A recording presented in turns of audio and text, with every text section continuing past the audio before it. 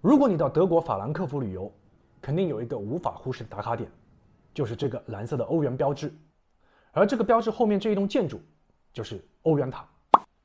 因為這裡曾經是歐洲央行的所在地，但現在的歐洲央行有它自己的大樓，就在這裡。這個就是目前為止歐盟造價最貴，當然也非常有爭議的銀行建築——歐洲中央銀行新總部大楼。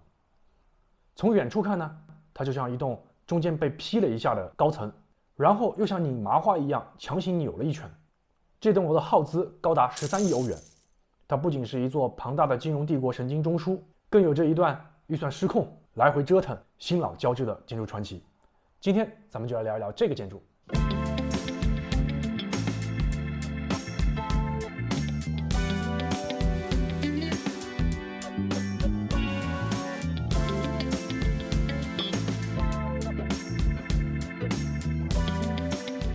歐央行虽然掌控着整個歐洲的經濟命脈，但是它有10幾年的打工人租房史。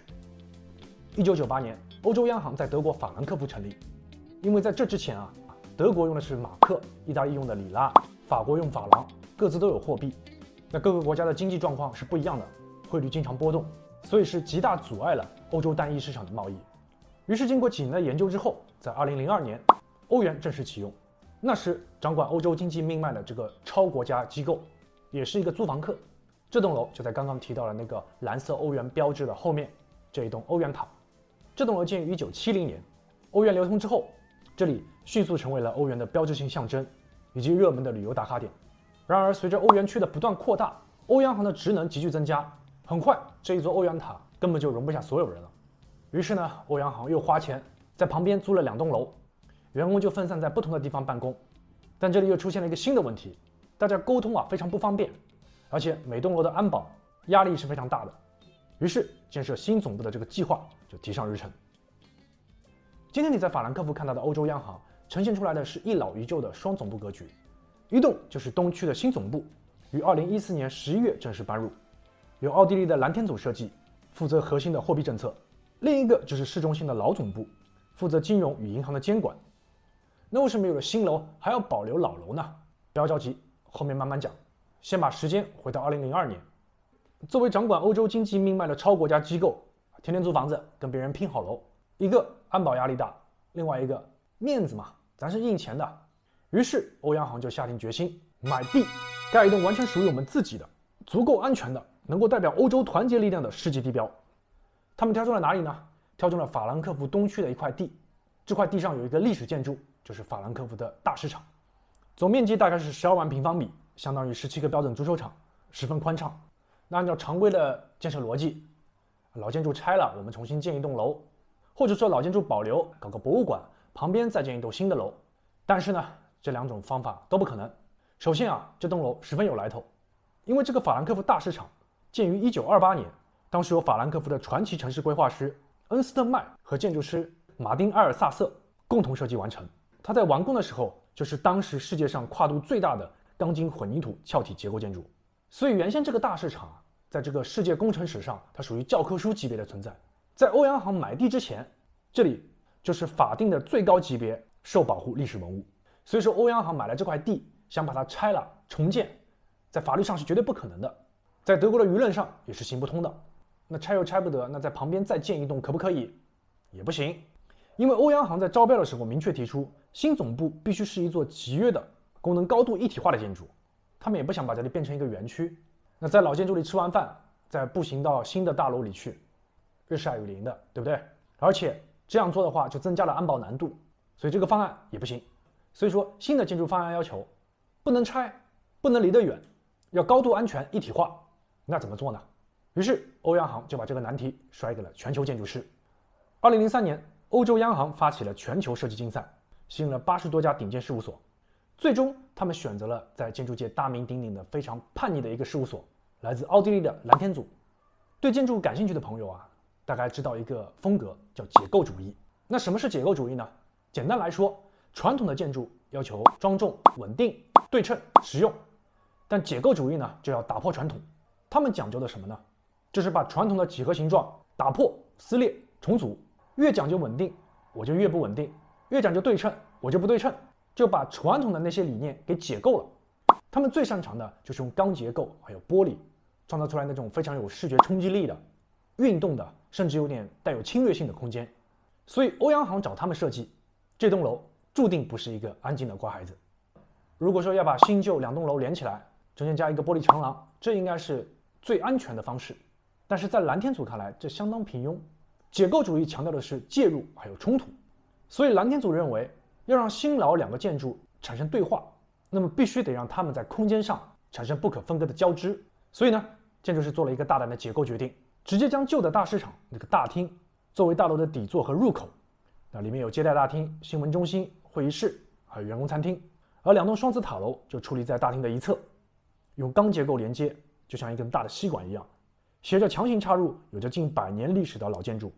通過這種硬核插入的方式，那麼員工從大廳一抬頭就能看到斜上方交錯的鋼結構，還有高聳入檐的塔樓。再來看看這2棟塔樓，一南一北，北塔45層，高185米，南塔43層，高165米，再加上上面的天線，總高度達到了201米，是法蘭克福的第8高樓。普通寫字樓呢，基本上就是一個大的方塊，但是藍天組把這棟樓一分為2，然後把它們拉開錯位，各自又進行了不同角度的扭轉傾斜，而中間部分就形成了一個大的中庭，被稱為垂直城市。而這個中庭當中就布滿了各種連接的平台啊、天橋、電梯，還有縱橫交錯的樓梯。而整個垂直城市中間有3個巨型的中轉平台，員工可以走出辦公室，在這裡聊聊天、喝咖啡、看風景。裡面的空間就非常的賽博朋克，非常的科幻。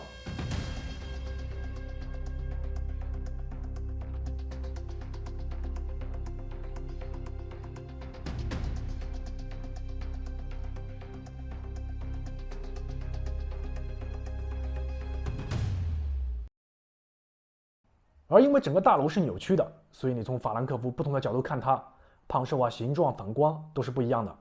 就像是一棟充滿動態感的玻璃盒子。這也符合了歐洋行的需求，既是一個不可忽視的強力機構，但是又有着透明、現代和多元的歐洲精神。這棟樓怎麼樣？應該說完成度還是非常高的，甚至有人覺得太棒了，解構主義非常厲害。但是在它建造的整個過程當中，簡直是要逼瘋工程師跟會計師。首先從這塊地開始，那整個設計聽起來非常藝術，但是施工的時候，這塊地就有一個致命考題：地基不穩。因為這座1928年的老大廳，它的地基根本就無法承載現代超高層建築，所以工程師必須在不破壞老建築的前提下，在地下進行極其嚴密的加固。第二個就是環保的問題，開工之後，讓工人發現老建築裡面含有大量的劇毒物質石棉，而清理這些材料又讓工期嚴重拖延。另外還有結構的問題，光這一棟現代建築，它的鋼結構是非常複雜的，還要把這些結構穿插到老建築當中，所以要考慮不同的沉降跟受力，這一點讓工程師非常頭大。除了工程以外，還有另外的問題，那就是08年的金融危機。金融危機爆發之後，原材料價格暴漲，更糟糕的是呢，當時歐洲沒有一家承包商願意接這個項目，因為最初多少5億歐元一口價承接這個項目，現在就是個燙手山芋，誰去接？沒有人接。那歐洋行固執嘛也是固執，最後沒人接，那就說我自己來完成對這個項目的監管。我把總的一個合同拆成幾個小標段，分別去招標。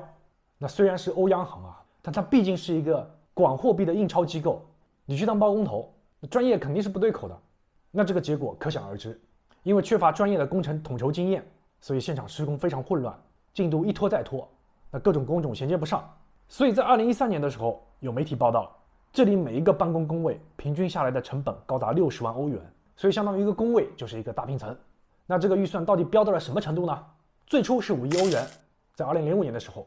到了2010年正式開工，價格就飆到了8.5億歐元，過程中再一加碼11.5億歐元，最後在2014年完工，多少呢？13億歐元，比最初的預算翻了1倍還多。而在2015年3月18日大廈舉行落成典禮的那天，外面爆發了大規模的抗議遊行，因為當時歐洲央行在推行經濟緊縮政策，那老百姓勒緊褲腰帶，那自己花了13億歐元建了一座水晶宮。故事到這裡還沒完，剛建完，員工都搬進去，但是又怎麼租回老樓呢？這個倒真不能怪歐洋行啊，計劃趕不上變化。最初的2002年，歐洋行的職責非常單一純粹，就是制定貨幣政策。當時大樓設計大概容納2500名員工左右，完全足夠了。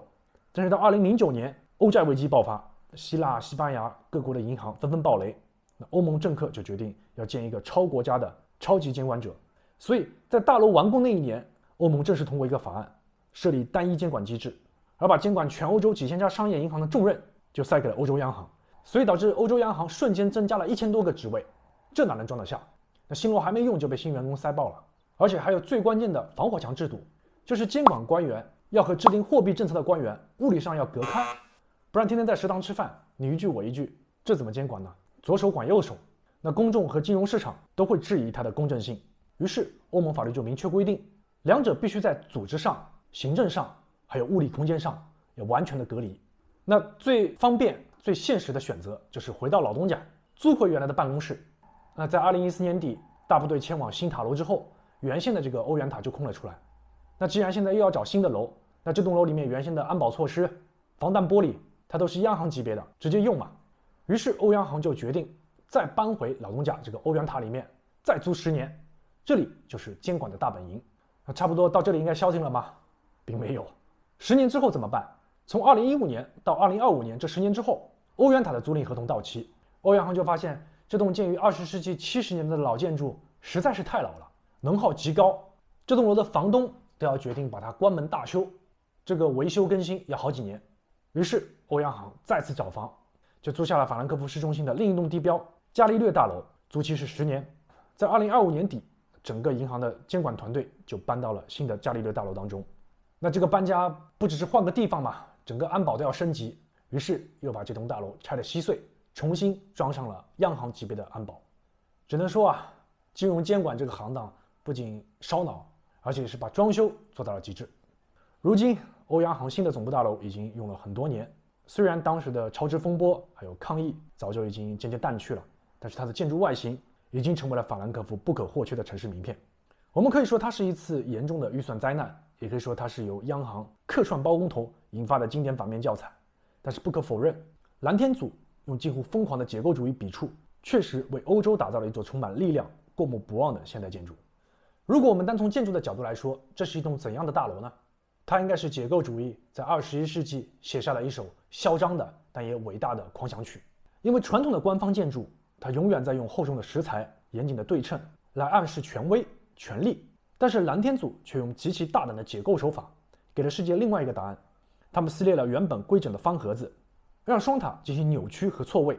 他們把100年歷史的工業遺跡和這棟現代雙子塔結合，讓過去和未來在鋼筋骨架中強行相撞。他們甚至把原先藏在暗處的電梯、天橋毫無保留地暴露在陽光之下。這種不平衡和動態感，恰恰對現代權力機構做出了另一個解釋。真正的力量並不是來自於封閉的教條的對稱，而是來自於複雜、衝突和不斷演變的博弈當中依然能夠維持的那個微妙平衡。它也像歐元的命運，複雜、飽受爭議，但是依然在扭曲和平衡中尋找前進的力量。好了，以上就是本期視頻的全部內容，下期再見。